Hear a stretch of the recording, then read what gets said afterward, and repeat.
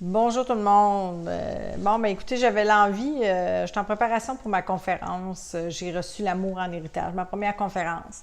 Pour ceux qui me suivent un petit peu, en fait, moi, ma vie, elle a vraiment basculé le 10 avril 2016 parce que ma mère, quand on m'a annoncé que ma mère décédait, elle est décédée, qu'elle était en fin de vie, qu'elle était mourante, qu'elle désirait l'assistance à mourir, là, c'est l'appel que j'ai eu.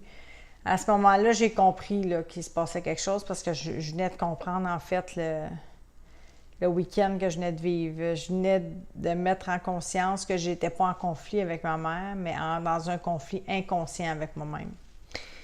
Puis, je vous raconte ça parce que c'est sûr que dans ma conférence, j'en parle, puis parce que je veux que vous compreniez l'importance, quand on parle d'une mère, d'une relation aussi significative qu'une mère,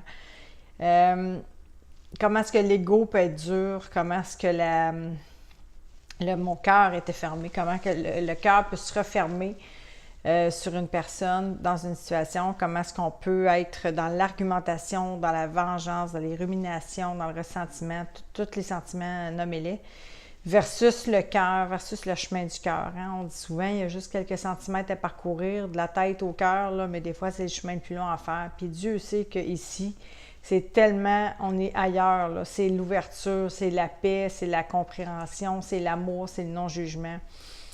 Moi, pour vous faire une histoire courte, là, ma mission, là, pourquoi j'affirme avoir reçu l'amour en héritage, puis pourquoi je donne vie à tous ces projets-là, là, tous ces rêves-là que je mets en place, puis que je donne du sens à mes souffrances, puis que je vous invite à aller vers vous par amour, à pacifier votre relation à vous-même, premièrement parce que tout est là, parce que moi je les co-créais, ces conflits-là, je les attirais, ces personnes-là dans ma vie, bien sûr, j'avais des choses à comprendre, à pacifier, à guérir, à mettre en lumière, et le miroir des relations sert aussi à ça. Il sert à nous faire manifester ce qu'il y a de beau en nous, ce que l'on aime, que l'on est fier de porter, mais l'inverse aussi. Alors moi, j'avais, je vous en reparlerai, c'est sûr, là, dans plein d'autres vidéos et tout ça, mais j'avais plein de choses en moi à pacifier, mais je voulais surtout pas les voir. Donc, ça a été pour moi le cadeau, pas que ma mère décède, bien sûr, ça a été le moment le plus dur de ma vie, mais ça a été le plus beau moment aussi de ma vie.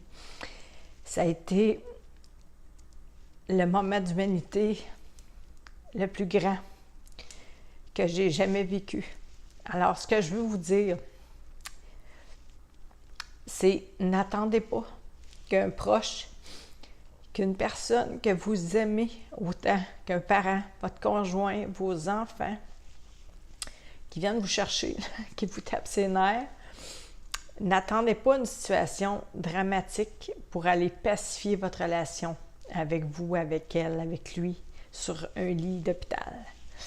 Je vous invite à aller connecter avant ça avec cet être-là, à faire un pas, un geste, à aller au-delà, à aller reconnecter, en fait, descendre au-delà de l'ego, oui, mais dans le cœur, d'aller pacifier, de faire le premier pas pour vous mettre en chemin, pour pacifier votre relation à vous et aux autres.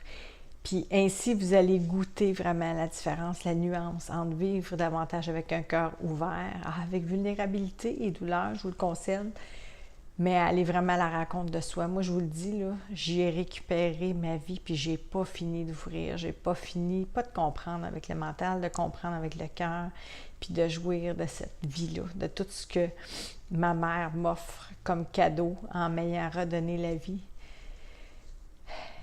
à ce moment-là. Fait que c'est une invitation. C'est ce que je vous invite à faire, à aller vers un être que vous aimez, puis à vous mettre en chemin par amour et vers la paix. Voilà. Je vous reparle dans d'autres vidéos. Merci.